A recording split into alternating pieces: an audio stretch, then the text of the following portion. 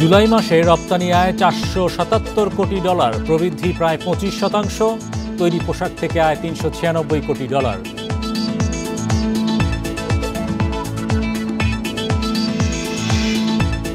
সরকারের অগ্রগতি অন্তর্দৃষ্টি দিয়ে দেখার অনুরোধ অর্থ উপদেষ্টার, সমালোচনার পাশাপাশি সাফল্য প্রচারের আহ্বান। অর্থবছরের প্রথম মাস জুলাইতে রপ্তানি হয়েছে $477 কোটি পণ্য, আগের বছরের একই সময়ের চেয়ে প্রবৃদ্ধি প্রায় 25%।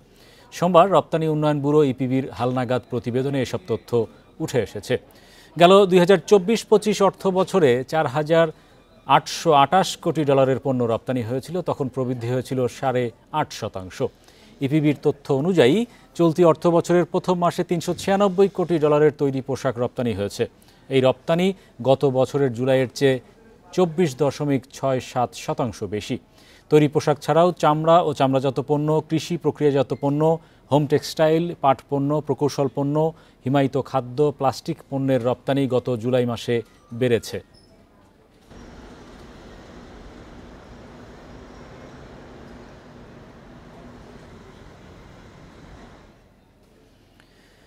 দেশের অর্থনীতিকে নেতিবাচকভাবে উপস্থাপন করা হলেও বাস্তবে অর্থনীতির চিত্র তেমন নয় বলে মন্তব্য করেছেন অর্থ উপদেষ্টা ডক্টর সালেউদ্দিন আহমেদ।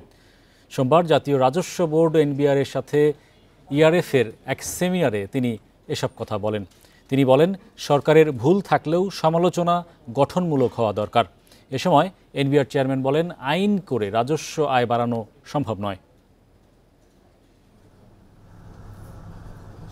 2025-26 অর্থবছরের বাজেটে আয়কর, ভ্যাট ও কাস্টমস সংক্রান্ত যেসব পরিবর্তন আনা হয়েছে সেগুলো গণমাধ্যমের সামনে তুলে ধরে জাতীয় রাজস্ব বোর্ড। পাশাপাশি 2025-26 কর বছরের রিটার্নের উদ্বোধন উপলক্ষে সেমিনারের আয়োজন করে এনবিআর।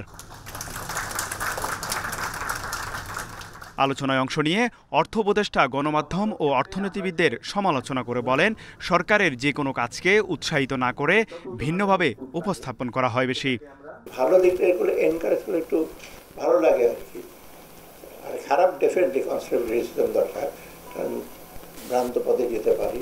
এটা একটু কনস্ট্রাকটিভ হলে ভালো হয়, কিন্তু মনের মাধুরী মিশিয়ে সব বলতে থাকবেন চারিদিকে, এইটা আবার ঠিক না। এ সময় এনবিআর চেয়ারম্যান বলেন, শুধু আইন দিয়ে রাজস্ব আয় বাড়ানো সম্ভব না, প্রচুর কর ফাঁকি হচ্ছে জানিয়ে তিনি বলেন, সিগারেটে কর বাড়ানো হলেও রাজস্ব আদায় বাড়েনি।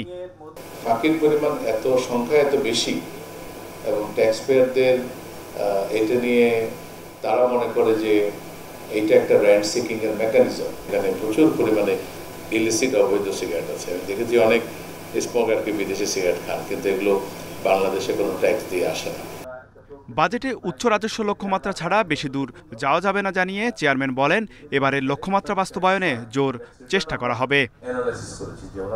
তৌহিদ রানা, ইন্ডিপেন্ডেন্ট নিউজ, ঢাকা। 10 লাখ টাকার বেশি মেয়াদি আমানত বা সঞ্চয়পত্র কিনতে রিটার্ন দাখিল করা বাধ্যতামূলক করেছে বাংলাদেশ ব্যাংক। এছাড়া 20 লাখ টাকার বেশি ঋণ নিতেও জমা দিতে হবে আয়কর রিটার্ন। সম্প্রতি কেন্দ্রীয় ব্যাংকের প্রজ্ঞাপনে এ নির্দেশনা দেয়া হয়। 24টি ব্যাংক সেবার ক্ষেত্রে রিটার্ন দাখিল বাধ্যতামূলক করে সরকারি গ্যাজেট জারি করা হয়েছে।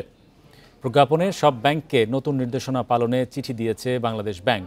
গেজেট অনুযায়ী ট্রেড লাইসেন্স, জমি বা ফ্ল্যাট রেজিস্ট্রেশন এবং গ্যাস বিদ্যুৎ সংযোগ সহ বিভিন্ন কাজে রিটার্ন দাখিল করতে হবে।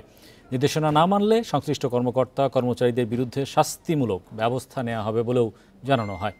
ব্যাংক কর্মকর্তারা জানান, নতুন আদেশে সরকারের রাজস্ব আয় বাড়বে, তবে আমানত ও সঞ্চয়পত্র বিক্রিতে নেতিবাচক প্রভাব পড়তে পারে বলেও শঙ্কা রয়েছে তাদের।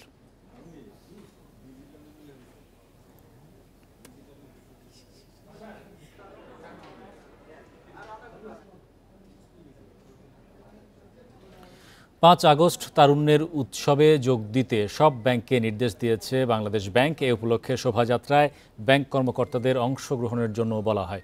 রোববার এ বিষয়ে ব্যাংকগুলোকে চিঠি পাঠিয়েছে কেন্দ্রীয় ব্যাংক। চিঠিতে বলা হয়, উৎসবকে ঘিরে যুব ও ক্রীড়া মন্ত্রণালয়ের উদ্যোগে নানা কর্মসূচি নেওয়া হয়েছে। কর্মসূচির অংশ হিসেবে আর্থিক প্রতিষ্ঠান বিভাগসহ সরকারি দপ্তর ও সংস্থাকে শোভাযাত্রায় প্রয়োজনীয় প্রস্তুতি নিতেও বলা হয়। জানা গেছে, নির্দেশনা পাওয়ার পর সব ব্যাংকের পক্ষ থেকে প্রস্তুত গ্রহণ করা হচ্ছে। তৈরি করা হচ্ছে ব্যানার ফেস্টুন।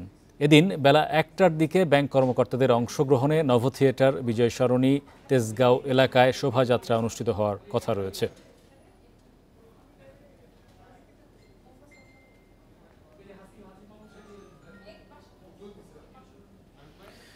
পর্যটন সারা বিশ্বে আয় ও কর্মসংস্থানের বড় খাত হলেও বাংলাদেশের চিত্র আলাদা। বিগত সময়ের সঠিক নীতি না থাকায় সম্ভাবনাময় এ খাতে অর্থনৈতিক সুফল মেলেনি বলে মনে করেন শিল্প উপদেষ্টা আদিলুর রহমান।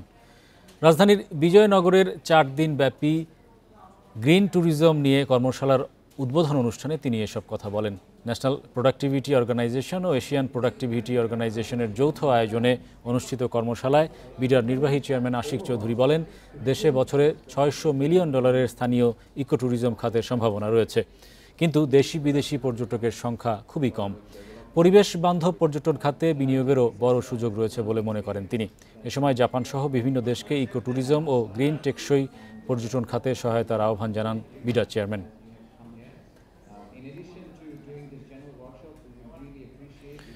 মার্কিন যুক্তরাষ্ট্রের পাল্টা শুল্ক কমানোর পর ফিরতে শুরু করেছে স্থগিত হওয়া ক্রয়াদেশ।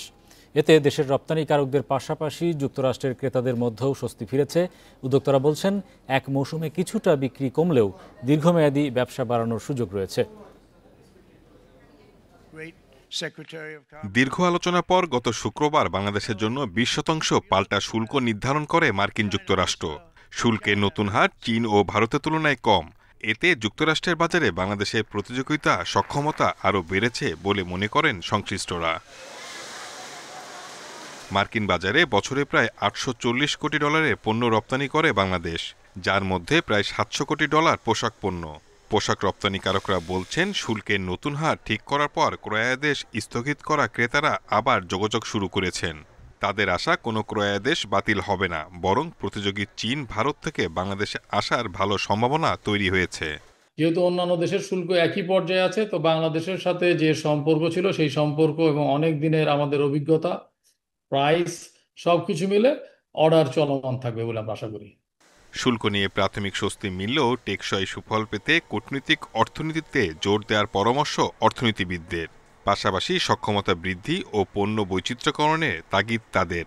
ভবিষ্যৎ বাণিজ্য কূটনীতি বলে দিবে আসলে সেই জায়গায় বাংলাদেশ এখন যেভাবে ভূমিকা রাখতে পেরেছে, ভবিষ্যতেও সেই জায়গাটা যদি প্রতিযোগিতার জায়গাটার সক্ষমতার জায়গাটা যদি ধরে রাখতে পারে, তাহলে বাংলাদেশ একটা সার্টেন যে গেইন পাবে। রপ্তানি বাণিজ্যে ভালো করতে উৎপাদনশীলতা বাড়ানোর পাশাপাশি বন্দরে সক্ষমতা বৃদ্ধি, নিরবিচ্ছিন্ন বিদ্যুৎ ও গ্যাস সরবরাহ নিশ্চিত করার আহ্বান বিশেষজ্ঞদের। Shahid Ahmed, independent news, Dhaka. তীব্র খাদ্য সংকটে থাকা বিশ্বের 10টি দেশের মধ্যে চতুর্থ অবস্থানে রয়েছে বাংলাদেশ। বাংলাদেশের 10% বেশি মানুষ অপুষ্টির শিকার। এছাড়া 44% মানুষ প্রায়শই খাদ্য সংকটে পড়েন। জাতিসংঘের খাদ্য ও কৃষি সংস্থার এক প্রতিবেদনে এসব তথ্য উঠে এসেছে। প্রতিবেদন বলছে, সামগ্রিকভাবে খাদ্য উৎপাদনে অগ্রগতি থাকলেও বাংলাদেশের দরিদ্র জনগোষ্ঠী এখনও খাদ্য নিরাপত্তার দিক থেকে পিছিয়ে রয়েছে। বিশেষজ্ঞরা বলছেন, আয় বৈষম্যের কারণে বিপুল সংখ্যক মানুষ প্রতিদিনের ন্যূনতম চাহিদা মেটাতে হিমশিম খাচ্ছেন। দ্রব্যমূল্যের ঊর্ধ্বগতিকে সুষম খাদ্য গ্রহণে বড় বাধা হিসেবেও দেখছেন তারা। জাতিসংঘ বলছে, শিশু ও নারীরা সবচেয়ে ঝুঁকির মুখে রয়েছে। অপুষ্টির হার বাড়ছে, যার প্রভাব পড়ছে শিশুদের মানসিক ও শারীরিক বিকাশেও।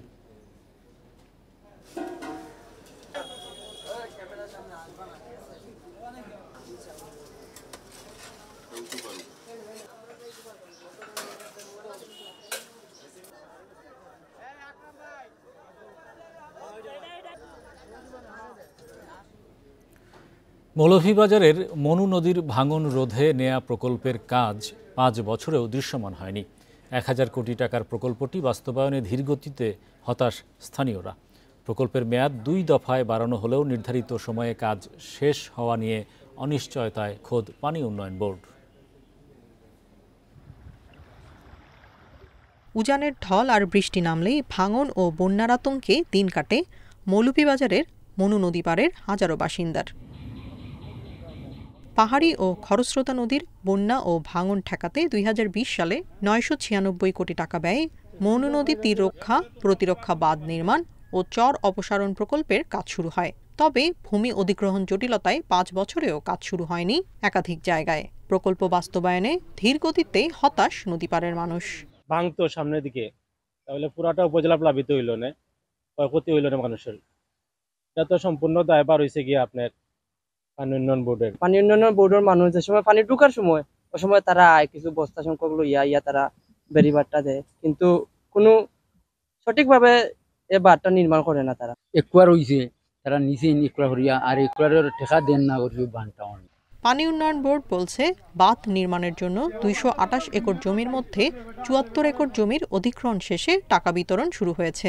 নানা অনিয়মের কারণে বাতিল করা হয়েছে ৪টি ঠিকাদারি প্রতিষ্ঠানের কার্যাদেশ।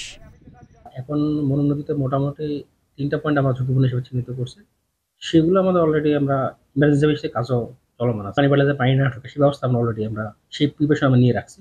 এটা ইনশাল্লাহ আমরা আশা করতেছি সমস্যা হবে না।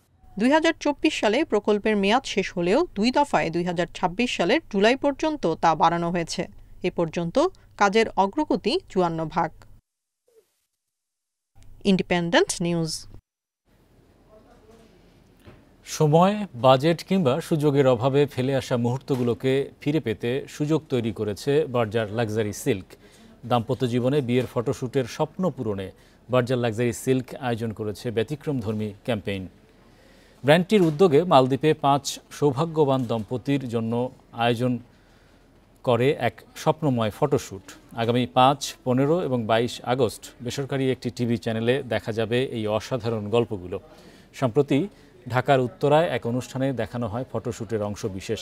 অনুষ্ঠানে উপস্থিত ছিলেন বার্জার লাক্সারি সিল্কের ব্র্যান্ড অ্যাম্বাসেডর বিদ্যা সিনহা মিম, নির্মাতা অমিতাভ রেজা এবং সঙ্গীতশিল্পী পার্থ বড়ুয়া।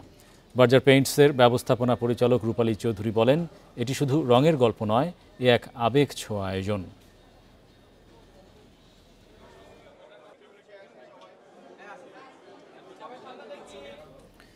বৃষ্টির কারণে রাঙামাটির কাপ্তাই হ্রদের পানি বিপদসীমার কাছাকাছি পৌঁছে গেছে। আগামীকাল মঙ্গলবার সকাল 10টায় পরিস্থিতি বিবেচনা করে খুলে দেওয়া হতে পারে বিদ্যুৎ উৎপাদন কেন্দ্রের 16টি জলকপাট।